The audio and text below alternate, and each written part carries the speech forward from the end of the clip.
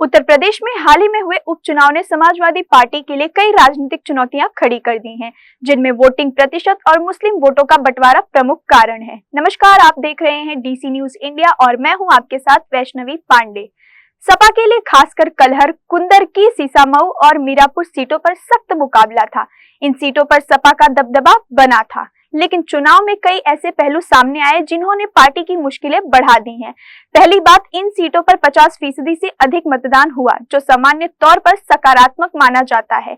खासकर कुंदरकी और मीरापुर जैसी सीटों पर 57-58% मतदान दर्ज किया गया है।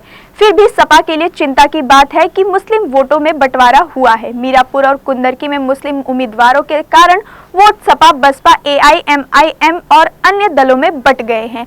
यह बंटवारा सपा के पक्ष में नहीं रहा, जिससे बीजेपी को फायदा हो सकता है। इसके अलावा सपा ने प्रशासन पर आरोप लगाया है कि मतदान के दौरान कई जगह मुस्लिम मतदाताओं को मतदान करने से रोका गया।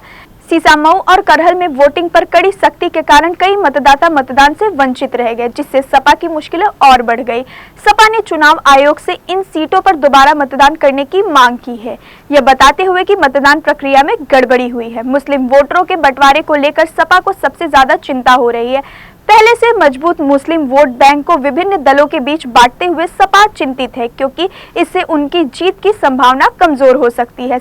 सपा ने यह आरोप लगाया है कि पुलिस ने उनके समर्थकों को बूथ तक जाने से रोका, जिससे उनका मतदान प्रभावित हुआ। आखिरकार सपा प्रमुख अखिलेश यादव ने उपचुनाव को उत्तर प्रदेश के भविष्य का दिशा तय करने वाला बताया था।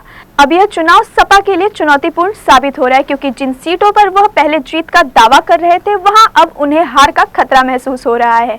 ऐसी और भी खबरों को देखने के लिए जुड़े रहिए डीसी न्यूज इंडिया के साथ।